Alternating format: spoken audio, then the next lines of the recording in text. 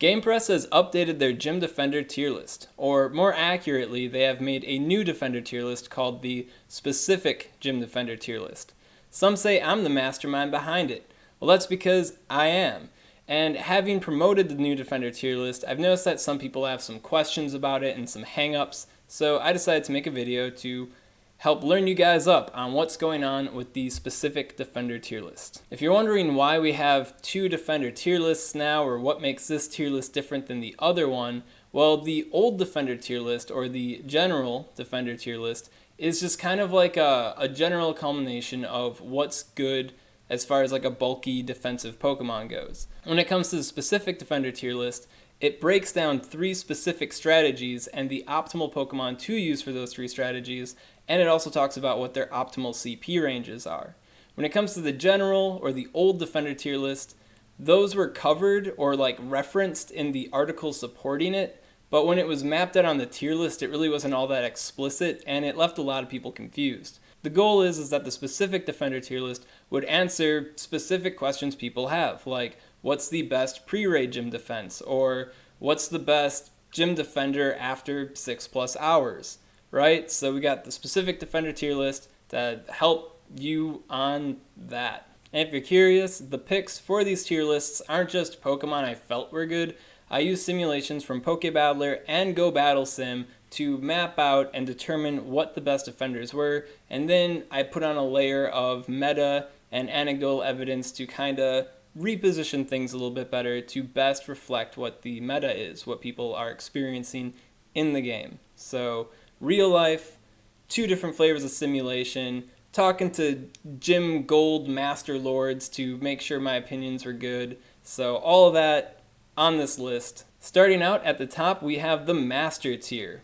And no surprises here, Blissey, Chansey, and Snorlax. Many of you know those are the 3 best gym defenders, and in general, if you approach a gym and there's no Blissey in it, well, then just put in Blissey, and then bam, optimal gym defense. Boosh. If you approach a gym and Blissey is in it, but Snorlax and Chansey aren't, well, then put in them. And if you approach a gym and like 2 or 3 of those Pokemon are already in it, well, then that's when you start looking at all the other options on the tier list. But until that point, these are the main 3 Pokemon you should be focusing on. And then we also have like kind of a key there on the upper right, just kind of giving people an idea to weave types in gyms or mix the types in the gyms. Because if you got normal, normal, normal, well then Machamp just blazes through them. But if you have normal, psychic, normal, well now Machamp's going to have to switch, and that might just throw people off from fighting the gym in the first place, or maybe they'll just keep going forward with the wrong type of Pokemon and they'll get bit for it.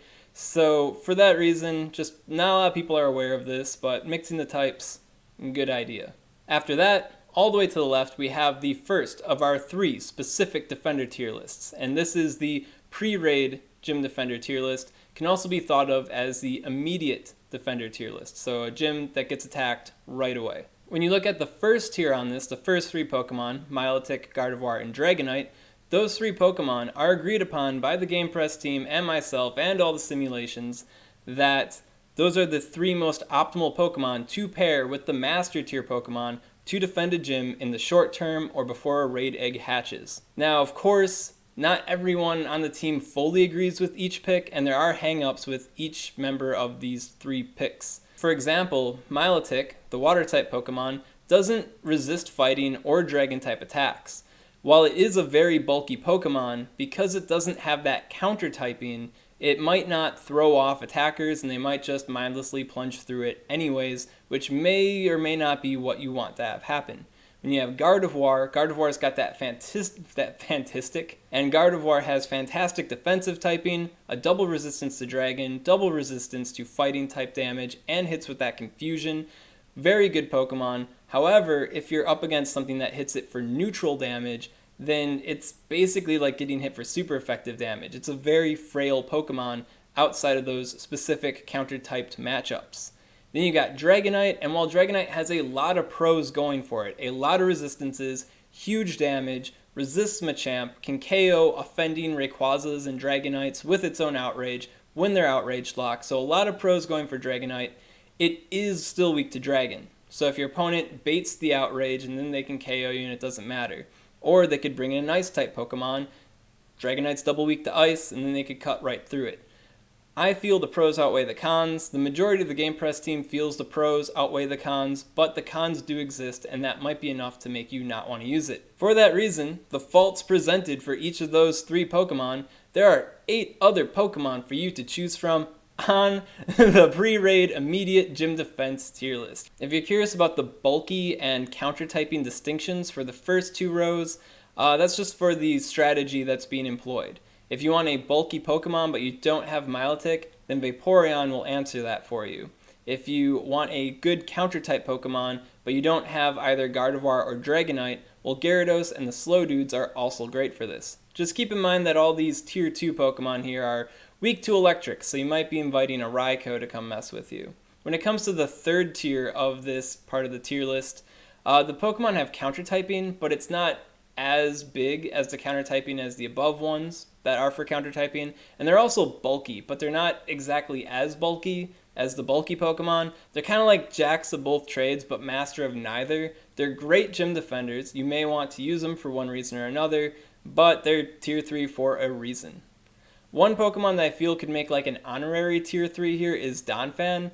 It has the problem where it's neutral to Dragonite and Machamp, like they're not really too worried about fighting it, but it does have bulky stats, and it does resist rock type damage and electric type damage, which could be pretty relevant for you, and it hits hard with that play rough. So Donphan is still a very excellent option. It's just not as potent as the other Pokemon on this list for reasons presented. Moving on over to the right, we have the general / 2 to 6 hours gym defense tier list. This tier list is meant to be employed if you're just making your way downtown, walking down the street, you see a gym, it's already got Blissey and Snorlax in it, and you want to add something, and you want to just drop in 2 or 3 gyms throughout the day and just get your daily coins, whatever. Well, this list will help you maximize your ability to do that. Now, you might be curious about the Cpi Ranges presented. The Cpi Ranges are meant to maximize gym height over time. The 3,200 plus CP range Pokemon will do the best to maintain gym height, but the 1,700 to 2,200 range CP Pokemon will do very well to maintain the height, and then they'll also maintain their motivation over time. So like after 4 hours, the very high CP Pokemon will only take 1 hit to knock out, where these Pokemon would still take 2 or 3 hits to knock out. So for that reason, the distinction is there. If you want more information on motivation decay and then CP height over time, I did do the Kingstrat Master Defender tier list guide. Can't remember what I called that video. But I also did the meta-analysis of gym defense, which is the supporting article for that video. Both linked in the description if you want to watch another video or read and get learned up on CP ranges and motivation and gym height. Now you may be thinking, Ryan Swag, gym height, what does that matter? Well, it kind of does matter if you think about it.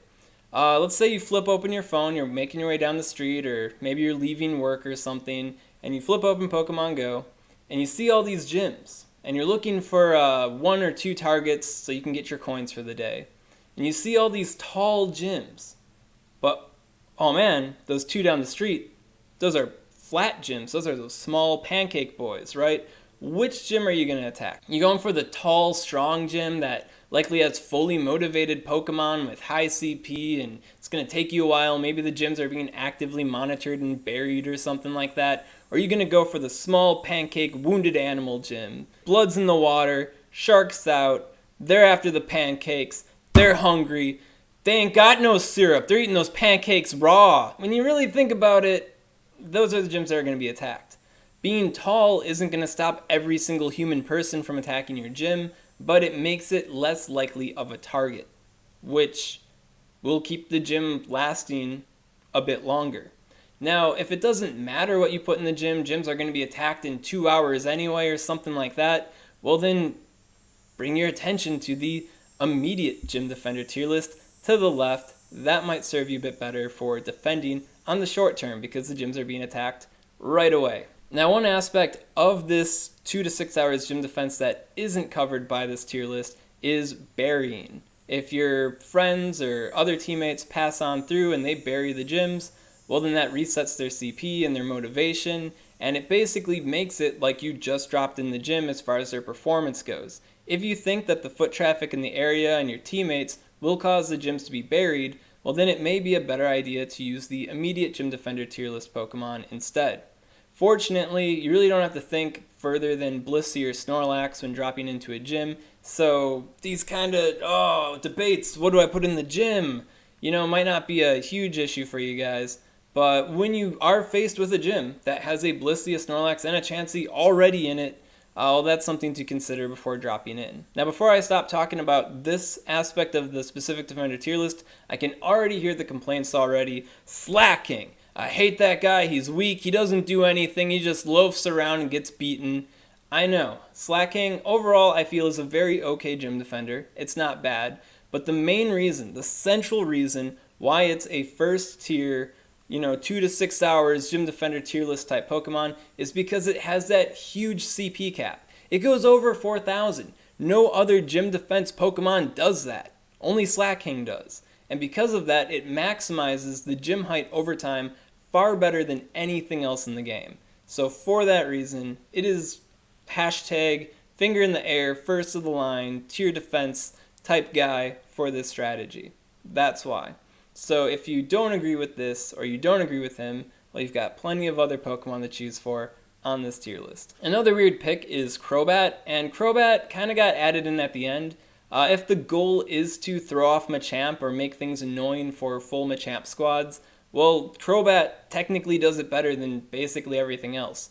And it has lethality on Machamp with its double flying type moveset. So Crobat, very niche option, but it's quite effective when it's effective. It's tier 3 because it's not the best option, but it is a worthy consideration for gym defense. And finally, to the right, we have the 6+ hours gym defender specific tier list. Now, if you're familiar with my after 8 hours gym defense tier list I made a year ago, you'll notice that not much has changed. In fact, the biggest change to this tier list is I decided to include Wobbuffet. A year ago, I chose to not include Wobbuffet because I felt that it didn't have enough damage or enough threat on stuff that'd be fighting it. But when you're looking at the 6+ hours gym defense tier list, it's not about the damage. It's more about just making your opponent look at it and go, nah, I don't want to deal with Wobbuffet. One thing you might notice right away, at the top it says less than 2,200 CP, and many of the Pokemon on this list don't even get near 1,700 CP. The reason why we have this distinction is because the tier 2 Pokemon technically perform most optimally in that 1,700, 2,200 CP range, and that CP range is still worthy for 6+ hours gym defense. So for that reason, less than 2,200 CP, while a lot of them cap at like 1,500. Another thing I want to mention to you guys is the tier 3 Pokemon.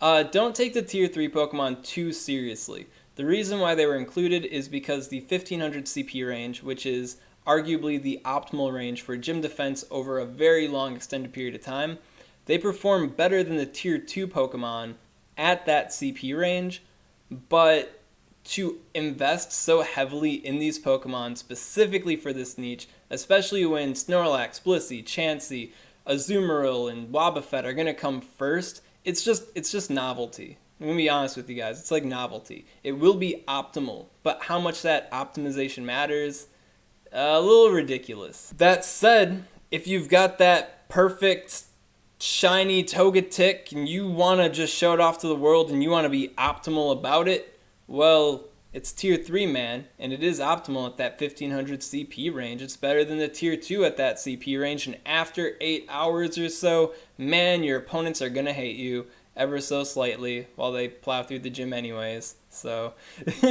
yeah, there's that. But at the end of the day, just about anything at roughly 1,500 CP will serve just fine for it. For a lot of attackers, people that would attack the gym, it's more about the motivation of the gym defenders than it is about the gym defenders themselves. It's just having something like an Azumarill or a Wobbuffet adds that extra layer of, oh gosh, don't want to deal with this, that other Pokemon don't have. So just keep that in mind if you're operating in the 6+ hours strategy. And then once again, if people drop berries, well, then you have to reassess how much this time frame is, because it basically resets the clock then. A final thing I want to note about the 6+ hours gym defense tier list, I feel like using a maxed out Snorlax is still a good idea for this strat, The main reason being is that the maxed out Snorlax will give you that immediate threat of a strong gym defender. For a gym to persist over 6 hours, well, it has to not be attacked for 6 hours. So if you want to see the merits of these gym defenders show through their motivation and performance over time, you have to get to that 6+ hours range to begin with. So having a maxed out Snorlax, pretty good for that. When it comes to Blissey, you could operate in that 1700 to 2200 range and have that be pretty optimal. It'd make it more of a stickler, but going for a maxed out Blissey would have the same sort of theory as going for a maxed out Snorlax. It's just with Snorlax is kind of garbage at 1700 to 2200 CP, so you'd much rather go with a maxed out Snorlax if you were to pick one maxed out Pokemon over the other. And that covers some general information on the specific gym defense tier list. If you have any questions on the new tier list, comment below, letting me know what's up, and I'll be happy to help you out. And if you enjoyed this content and you want to see more like it, well then subscribe to SwagTips. I would like to do a video covering each section of the tier list in more depth and going over the picks and why they were picked and what movesets and the Cpi ranges a bit more, but I'm in school now. I don't have a whole lot of time to make content all the time, so I got to make the hard choices. But if I do have time to cover each defense section in a little bit more detail, well, comment below which one you'd like to see first, and if I get to that point where I can do a video on it over other video options, then I'll try to prioritize that one. Alright, thanks for watching. Take it easy.